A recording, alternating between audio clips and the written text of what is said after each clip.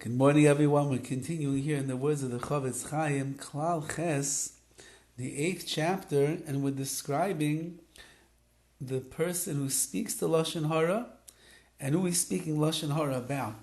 And the CHOFETZ CHAIM is going to take the next piece over here, based heavily upon the story that we have in the Chumash, when Moshe Rabbeinu, because of the high, lofty levels of Kedusha, sanctity that he was on, he needed to separate from his wife Tzipporah, and he never really went back to her. And Miriam, his sister, and Aaron, his brother, they were puzzled by the actions of Moshe Rabbeinu. A husband doesn't leave his wife. And they began to say, it's very strange that Moshe Rabbeinu would do such a thing. And they're speaking about their brother, who they're very close to and they love very much. And yet, nevertheless, even though perhaps the intentions of Miriam were l'shem shamayim, because she wanted to make sure that her brother Moshe was doing the right things, nevertheless, we see she's punished with saras. She gets punished with leprosy for speaking Lashon Hara. Says the CHOFETZ CHAIM, Ein chilek v'isra sipur Lashon Hara. There is no difference in the speaking of Lashon Hara. Bein ima misaper isha, whether the speaker is a man or a woman, karav or rachak, whether it's a relative or not a relative of the person that is being spoken about. After regilusu kama pa'amim, even though it's quite common for a person to speak negatively about a relative or someone that they're close to,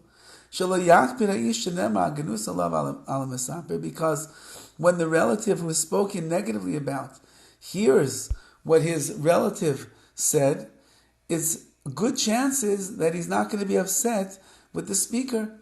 Mitzad avas hakorva asher b'nei, because there's a love, there's a mutual respect that exists between them, and therefore he's not going to be upset. Moshe Rabbeinu would be upset if he heard Miriam say something that she thought was negative about him. Miriam saved the life of Moshe Rabbeinu. She put him into the basket, sent him down the river. She brought Yocheved to nurse him. Moshe Rabbeinu certainly would not hold a grudge and be upset. Nevertheless, says the CHOFETZ CHAIM, it doesn't matter all these dynamics. It matters that Lashon Hara is what came out of your mouth, and that is a prohibition. Additionally,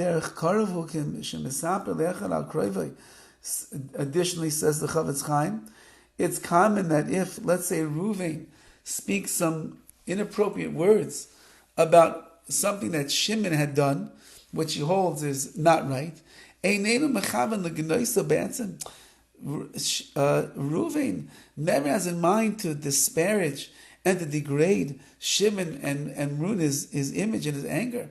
Rabbi is rather the reason that Reuven is saying what he says, because he cares greatly for Shimon, and he wants to make sure that Shimon is acting in line with HaKadosh Baruch Hu, and therefore he's holding up the emes, the truth.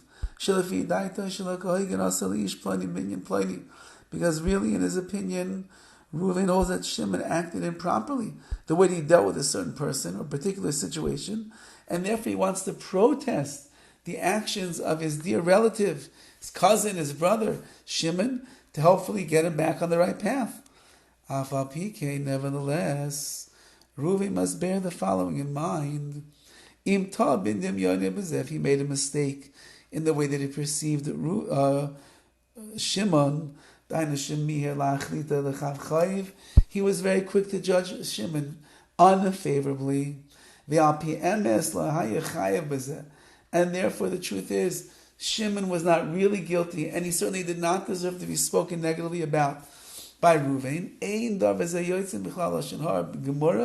This then does not remove itself from the category of full-fledged Lashon Hara, which means that that Reuven has said in this particular case about Shimon is not true. He's not allowed to say what he said, and therefore it's full-fledged Lashon Hara under the circumstances. And that's really what we see from the story of Miriam and Moshe Rabbeinu. She thought she was entitled to say something negative about the behavior of Moshe Rabbeinu in order to spur him on to do what was right. She held that it was wrong that her brother left his wife Tzipporah, and nevertheless, she was mistaken.